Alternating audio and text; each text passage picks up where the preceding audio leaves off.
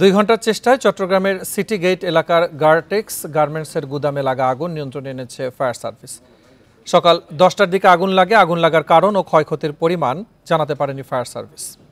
এখন জন্ম সনদ দিয়ে খোলো বিকাশ স্টুডেন্ট অ্যাকাউন্ট। নিজের বিকাশ নিজে কর।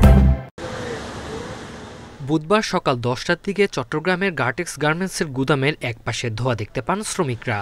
আগুন ছড়িয়ে পড়তে শুরু করলে ভেতরে থাকা তুলা, জুট, কার্টুন সহ মালামাল সরানোর চেষ্টা করেন শ্রমিক ও স্থানীয়রা। স্পেসিফিক বলতে পারতেছে না, কেউ বলতে শর্ট সার্কিট, কেউ বলতেছে ইলেকট্রিক ইয়া থেকে, কিন্তু স্পেসিফিক কেউ এখন জানতে পারে না, যেহেতু ভিতর থেকে যখন আগুন লাগছে সব বেরিয়ে গেছে।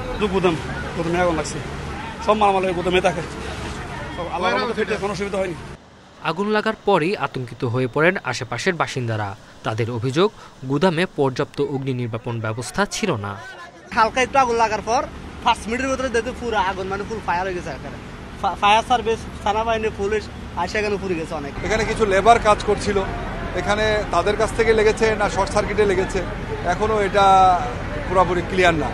তবে এই গোডাউনে অগ্নি নির্বাপন ব্যবস্থা ভালো ছিল না।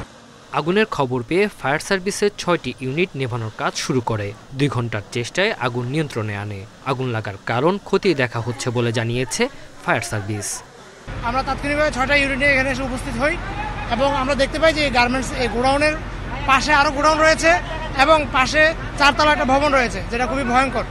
তো আমরা চেষ্টা করি যে এই সারাউন্ডিংভাবে চতুর্দিক থেকে ঘেরাও করে আমরা আগুনটা নির্বাপন করতে সক্ষম হই। আগুনের ঘটনায় কেউ হতাহত হয়নি বলে জানিয়েছে কর্তৃপক্ষ। Independent news.